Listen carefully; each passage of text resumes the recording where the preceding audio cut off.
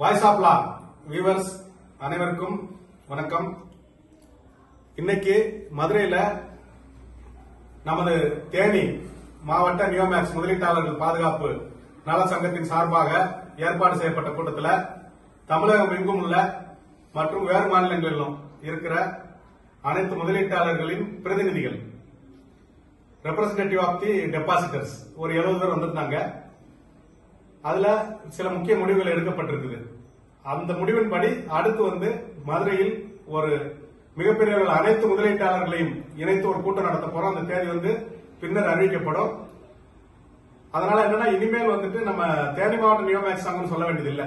இனிமேல் ஒட்டுமொத்த நியோமேக்ஸ் முதலீட்டாளர்கள் பாதுகாப்பு சங்கம் அப்படின்ற பேர்ல ஒரு ஒருங்கிணைப்பு குழுவை ஏற்படுத்தி அனைத்து பொறுப்பாளர்களையும் நியமிச்சு ஒருங்கிணைப்பாளர்களாக நியமிச்சு அவர்கள் எடுக்கும் முடிவின் அடிப்படையில் தொடர்ந்து இந்த மக்களின் பணத்தை முதலீட்டை திரும்ப பெறுவதற்கான வழிகளை சமரச வழியிலோ சட்டப்படியான வழியிலோ எடுக்கணும் அப்படின்ற ஒரு முடிவு மட்டும் இன்னைக்கு எடுக்கப்பட்டிருக்குது. அது நிர்வாகிகள் கலந்துக்கிட்டாங்க. அனைவரும் ஒட்டுமொத்தமா இந்த முடிவுக்கு கட்டுப்படுறாங்க.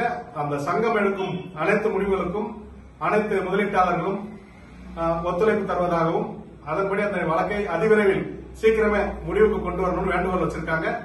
இதை முடிவுக்கு கொண்டு வருவதற்கு அந்த நியோமேக்ஸ் நிர்வாக தரப்பிலையும் அவங்க பேச்சுவார்த்தைக்கு தயார் என்ற ஒரு செய்தியை சொல்லியிருக்காங்க. அந்த நியோமேக்ஸின் இயக்குநர்கள், அந்த எம்டி சேர்மன் அவங்களும் பேச்சுவார்த்தைக்கு இந்த இன்னைக்கு நடந்த மீட்டிங்ல ஏகமனதாக முடிவெடுக்கப்பட்டிருக்குது. அவங்க கூட பேச்சுவார்த்தையை நடத்துவோம். அந்த பேச்சுவார்த்தையின் அடிப்படையில் சுமூக முடிவா அல்லது பேச்சுவார்த்தை தோல்வி அடையும் போது சட்டப்படியான தீர்வா அப்படின்றதை நோக்கி இந்த கூட்டம் நகர்கிறது. ஏன்னா நாங்க ரோட்ல போராடுறதுனாலதான் உங்க பார்வையில் நாங்க தெரிஞ்சோம். வீட்டுல போராடினா தெரியவே தெரியாது. நமக்கு கமல் பாலாட்ட நம்ம டிமாண்ட் வச்சிருக்கோம். என்ன வச்சிருக்கோம் தெரியுமா? எங்க டீமுக்கோ எங்க சங்கத்துக்கோ நீ சொல்யூஷன் கொடுக்கல அப்படின்னா 2000 பேர் என்ன சொல்லிருக்கோம், ஹைகோர்ட்ல இறங்கி நின்னே ஆகும், உன்னால முடிஞ்சது போய் பாருன்னு சொல்லிட்டாச்சு. அதனால இதுக்கு மட்டும் கிடையாது, நமக்கு தீர்வு கொடுக்க தவறுனால் எல்லாருமே வீட்டுக்கு ஹஸ்பண்ட் ஒய்ஃப் 2 பேருமே மதுரையில ஒரு பெரிய பெரிய பிரச்சனையா இருக்கணும், பெரிய நிக்கணும்.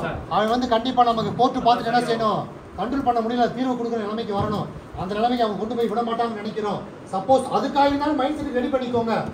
ஒரு நிமிஷம், நான் டீசென்டா இருக்கேன், நான் கவர்மெண்ட் வேலை பாக்குறேன், நான் ஒரு சொசைட்டில பெரிய ஆளு, நான் ரோட்டுக்கு இறங்கி நிக்கிறதான்னு எனக்கு ஃபர்ஸ்ட்ல போன்ல பேசியிருக்காங்க. அப்படிலாம் ஒரு மைண்ட் செட்ல இருக்கவே கூடாது. 1 லட்சம் போட்டவனும் கஷ்டம் தான் படுறான், அவனுடைய வேல்யூ காமி பெருசு. 1 கோடி போட்டவன் அவனுக்கு வெளியவே சொல்ல முடியாம நிறைய பேர் இருக்காங்க சார். அதுக்கெல்லாம் போகவே கூடாது. எல்லாருமே பாதிக்கப்பட்டவன் ஒரே மாதிரிதான்.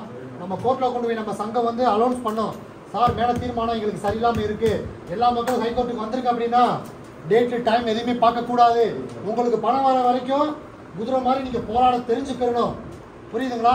நாங்க போய் நின்னோம் அப்படின்னா நான் போய் 4 பேர் நின்னா என்னை உள்ளத்துக்கு போட்டுருவான். 2000 பேர் வந்தா பெரிய விஷயம்.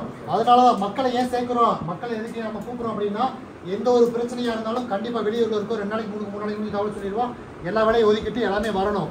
இது வரைக்கும் பேசுறது விஷயம் கிடையாது, இதுக்குள்ளதான் விஷயமே இருக்கு. கூட்டங்கள் கூட தான் அவன் இங்க வரான். கூட்டங்கள் விலக அவன் மேல போய் உட்காந்துருக்கான். உங்களுக்கு எல்லாம் புரிஞ்சுக்கணும்னு நினைக்கிறேன். எல்லாம் நாலேஜுக்கு புரியுற மாதிரி எளிமையா தான் சொல்றோம்.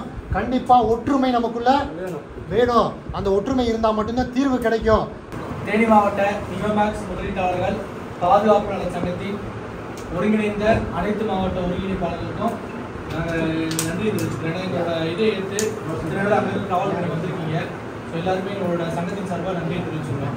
ஃபர்ஸ்ட் ஒரு சின்ன இன்ட்ரோ சங்கம் எப்படி ஆரம்பிச்சோன்னு நான் சொல்லிடுவேன். ஏன்னா நாங்கள் ஒரு 4 பேர் தான். இந்த 4 பேர் தேனி மாவட்டத்தில் பாபு அப்படின்றது டேரக்டர். நான் ஒரு 1.5 கோடி போட்டிருக்கேன், 1 கோடி போட்டிருக்காரு, அவரோட 75 லட்சம் போட்டிருக்காரு. இந்த மாதிரி போட்டோம்லாம் போய் நாங்கள் சும்மா மாதம் இஎம்ஐல பிளாட் கட்டணும். அந்த பிளாட்டை பதிச்சு கொடுக்குறான்னு கேட்க போனதுக்கு அதான் பதிச்சு கொடுக்க முடியாது, இப்போதைக்கு கேஸ் இருக்கு அப்படின்னு சொல்லிட்டு அலையாளுக்கு இருந்தாங்க. அப்போ எங்களுக்கு பெருசாகி சாரோட வீடியோஸ் வரும், கொஞ்சம் பேசுகிறோம், அவ்வளோதான். கொஞ்சம் எல்லாரும் அங்கே பேசுகிறேன் கேட்குறோம்.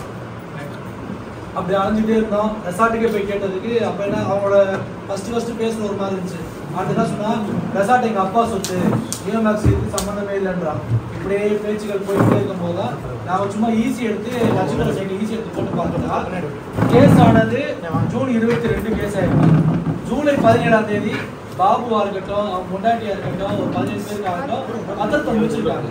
அப்ப அவங்க நோக்கம் என்னன்னா பிரச்சனை வருது தெரிஞ்சு சொத்துக்களை விற்கிறது, அவங்க சேஃப் ஆகுறது, இந்த மாதிரி விஷயத்தை தான் பண்ணிருக்காங்க. அப்போ ஒரு 4 பேர் போய் கேட்கறப்ப அது வந்து என்னன்னா ஒரு போலீஸை கொண்டுவாங்க.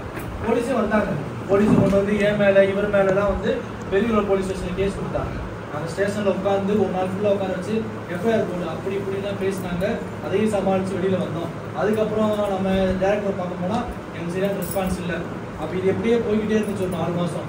போகும்போது எனக்கு சரியா என்ன தெரிஞ்சுன்னா நம்ம பேசுறதுலாம் கரெக்டு தான், பேசுறதுக்கு சட்டத்தில் அதுக்கு இடைகள் இருக்கு, அதெல்லாம் நம்ம சரியாக கொண்டு போகணுன்றப்ப தான் பாதிக்கப்பட்டவர்கள் எங்கள் மூலியமாக அங்கே இருக்க தேனி மாவட்டத்தில் ஒருங்கிணைச்சு ஒரு சங்கத்தை உருவாக்கணும், ஒரு அமைப்பை உருவாக்கணும். டிசம்பர் மாதம் 3ஆம் தேதி சங்கத்தை உருவாக்குறது எங்கள் சங்கத்தோட அமைப்பு வந்து நீங்கள் எல்லாமே நம்ம சாரோட வீடியோவில் பார்த்துருப்பீங்க. ஃபர்ஸ்ட் ஒரு தொட்டு சீக்கின்ற ஒரு ரீஜன் வீட்டுக்கு போனோம், அங்கே போய் கேட்டோம். அதுக்கப்புறம் வந்து அவர் எங்களுக்கு ஸ்டேஷனில் எந்த ஸ்டேஷனில் வச்சு கம்ப்ளைண்ட் கொடுத்தாரோ அதே ஸ்டேஷன் எழுதி கொடுத்தாரு, இனிமேல் நான் உங்களுக்கு எந்த இதனாலும் பதில் சொல்லுவேன் அப்படின்ட்டு. அப்புறம் சங்கன்ற அமைப்பு தங்கம் செய்யாதே சங்கம் செய்யும்பாங்க இல்லையா, சங்கன்ற அமைப்போட பவர் எங்களுக்கு நம்ம புரிய ஆரம்பிச்சிச்சு. அப்புறம் நாங்கள் சாரோட கைடன்ஸில் மூவ் பண்ணி ஸ்டேஜில் நிற்கிறோம். சரிங்களா? இப்போ நம்மளோட நோக்கம் என்னன்னா தனிப்பட்டு எங்களுக்கு ஆரம்பிச்ச விஷயம் இன்னைக்கு வந்து தனிப்பட்டுன்றதுல சாத்தியமே கிடையாது, எல்லாருக்கும் சேர்த்து முடிச்சா மட்டும்தான் சாத்தியம் அப்படின்ற விஷயத்துக்கான முடிவு நம்ம வந்து நின்றுட்டோம். சரிங்களா? இப்போ நம்ம சங்கத்தோட ஒரு முடிவு என்ன எடுத்துருக்கோம்னா, இதில் கம்ப்ளைண்ட் கொடுத்தவங்க இருப்பீங்க, கம்ப்ளைண்ட் கொடுக்காதவங்க இருப்பீங்க. ஆனால் கம்ப்ளைண்ட் கொடுத்தவங்களும் கம்ப்ளைண்ட் கொடுக்காதவங்க இல்லை.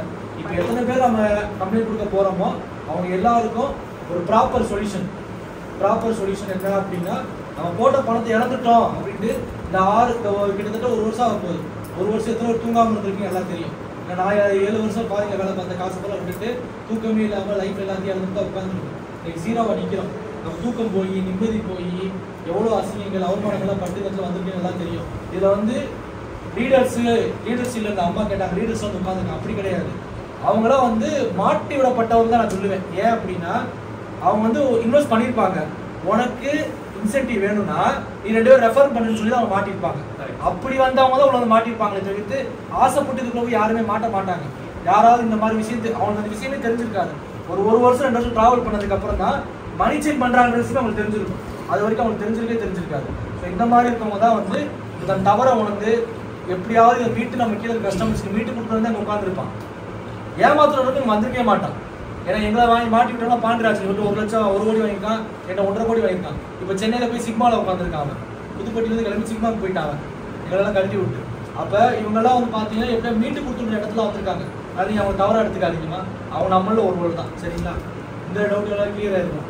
இப்போ நம்ம எல்லாரோட பணத்தையும் எப்படி மீட்க போகிறோம், சாத்தியம் இல்லையா, அது எப்படி வரப்போகுதுன்றத நம்ம அடுத்தடுத்து டிஸ்கஸ் பண்ணி ஒரு சுமூகமான சூழ்நிலையில் முடிச்சு எல்லாரும் சந்தோஷமாக போகணும். எல்லாரும் முடிவு